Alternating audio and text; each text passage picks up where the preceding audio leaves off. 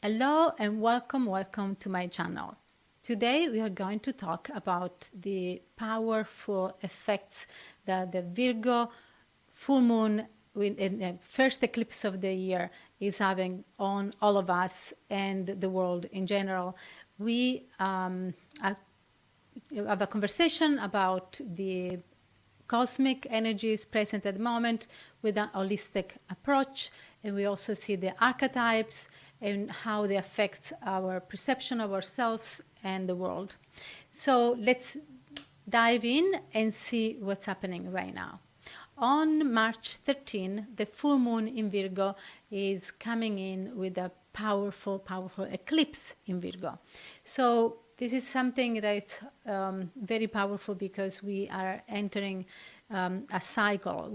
This is a culmination of a cycle that started in September with the new moon in Virgo. So if you want to connect or remember what was happening at that time, if with the new moons, we always put down wishes and new beginnings. There's a new perspective after the summer. We're starting a new scholar here. So there is something that we brought down, something that was an intention that was put out. So check out what was your intention there to understand what is coming to fruition now. So it will make more sense for you. Also, we have the Venus that just went into retrograde. So Venus is going down since the March 1st. It's going really in the deep darkness of the womb to reclaim her power, to reclaim her feminine desire, to reclaim the forces of the feminine, to bring it from underneath. Imagine these beautiful forces that came through the core of the earth and formed islands in our planetary system. So this is what Venus is doing. She's going down to pull out an immense force to bring it to us. And it's collaborating with this full moon, it's collaborating with Pisces, it's collaborating with the eclipse. There is this really important dance is happening inside. I want to take you in this space so that you start to feel and not just to think what's happening, but really enter into the feeling of what's happening. So another beautiful process that we are in, it's the axis between Virgo and Pisces that will last for 18 months in their dance with eclipses, a north node, a south node. So this eclipse is a south node eclipse. So it's important for us to understand that it's like a dropping. We are dropping what doesn't work anymore. We are dropping what we have been carrying because of out of duty, because of what we thought we were supposed to do, because of a habit or societal expectations. And this is the moment to drop the identities of the story that we carry, the roles we've been playing, and it's the end of it. It's something, it's finishing. And the eclipse, it's a burst. It's like breaking point of this, heavy weight that we are carrying. And there's almost no choice because it's breaking in front of our eyes. And we have to look at the pieces and see, okay, do I collect the pieces and I cry, or I understand that this is my foundation for a new path and I have to discover what it is I want, what it is I want to identify with, what it is I want to play with. So this is important to understand because when we go retrograde, there's a lot of things that come up. A lot of memories, a lot of revisitation of what I was thinking, what I really wanted. Did I achieve it? Now that I achieved it, I don't want it anymore. It's not the same thing. I'm not the same. Like literally be open to conversation with yourself. Give yourself the grace to change your mind. Give yourself the grace to understand yourself deeper and more. Take space, take silence. Really take this time to go with Venus really down so that you can really touch that space. And once you touch it, you can come up because it's done. You have achieved the bottom, you touch the bottom. So this is the touching bottom situation is happening right now, but it's a goal. Your goal is to touch the deep dive of what you are doing, so that you can truly understand yourself and come out from that in a completely different way. Now, I love talking about what is happening within Virgo and Pisces. They are interpreted like opposite forces, because Pisces is this beautiful, spiritual, loose, no boundaries, the etherical experience of life. And Virgo is this grounded, pedantic, into details, doing, even serving, and a little boring, a little too much control and criticism. And it's true, we both, the Virgo and Pisces, in the lower frequencies, they have been really too vague or too practical and being lost in their opposites. In reality, what is happening right now, they are coming into union into one themselves. So they are not anymore that pedantic controlling force. Virgo brings divine order, divine cultivation of love for others, love for the divine, devotion. Okay, whilst the spirit in Pisces that was running away from humanity, Pisces, that is the soul, is their soul that wants to incarnate, but it gets scared. It got scared because it was too heavy, and the energies of the family and the ancestors' energies and whatever it was present didn't allow the soul to fully incarnate in the body. And we all have that kind of a not fully incarnated self. It's because of this energy of the etherical, of the soul, the frequency of the harmony of the soul that got afraid and stayed out. So right now, the soul is coming into the earth, the womb of Virgo, the womb of Venus. It's the earth, it's matter, and it's incarnation. So Virgo is incarnating in her womb of the cosmic matter with Pisces inside. And Pisces is embracing Virgo and uplifting her outside of her obsession for perfectionism and, precisions and criticism and rigidity. So there is this beautiful forces that the Pisces is lifting, and the matter and the Virgo is bringing down. And so we are feeling this. It's happening in our womb. Actually, the eclipse is bursting this union inside of us.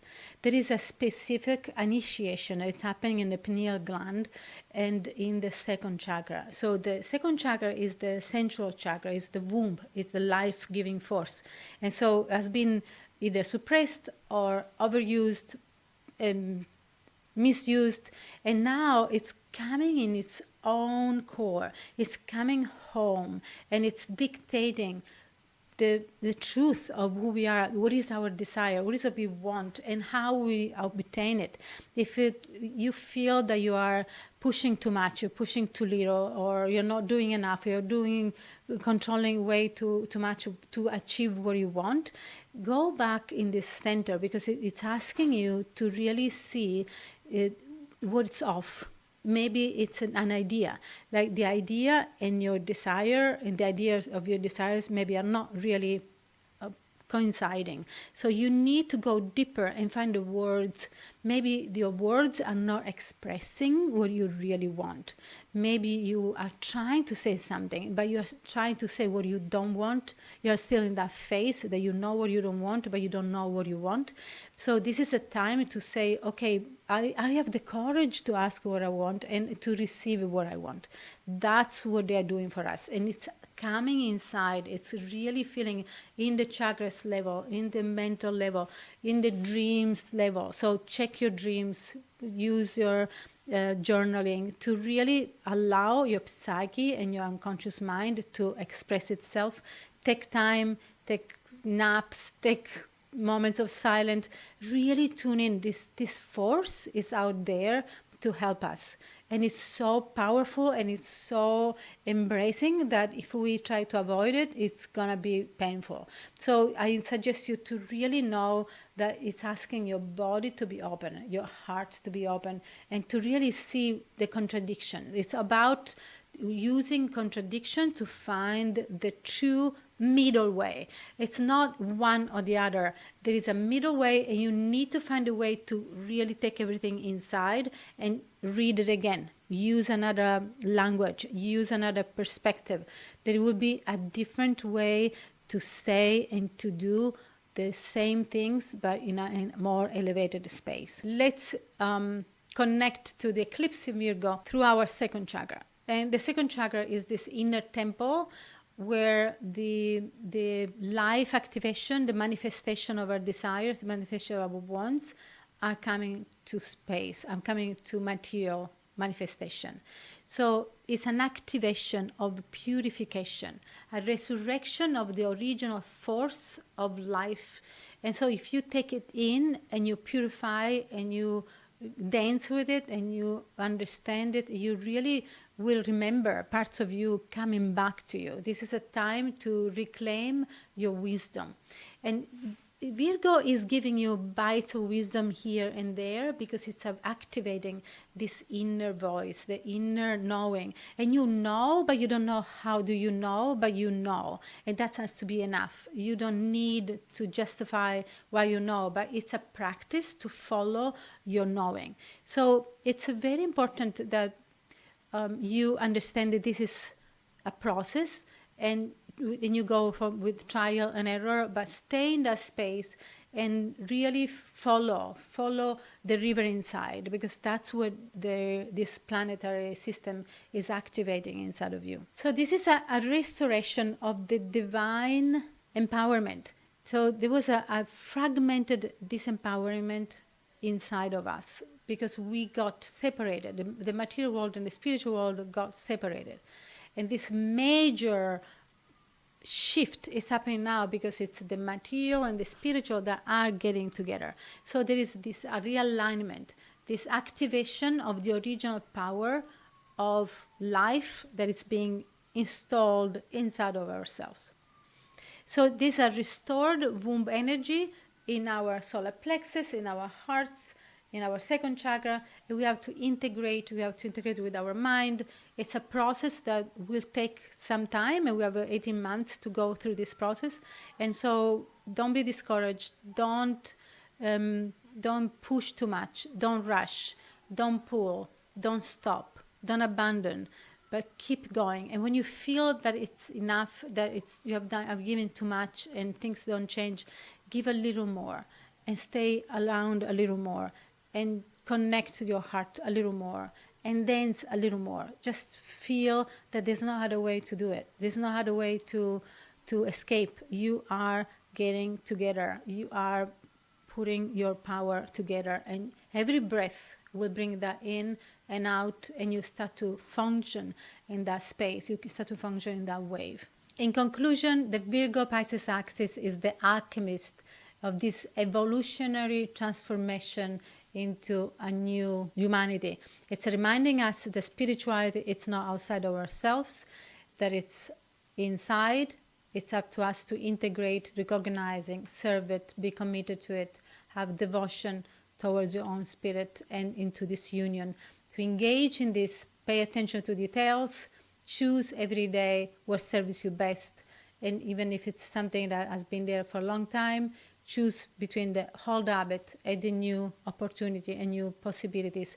And always choose yourself and to manifest yourself to the highest frequency possible. Thank you so much for being here today. I see you on Thursday the 13th for the full moon meditation with the sound healing. You can join me at 4:30 p.m. PST, 7:30 p.m. in EST on the East Coast, to navigate yourself into this beautiful source of frequencies, receive your own messages, your own wisdom and symbolism, and to enter your own path. Thank you so much. Talk to you soon.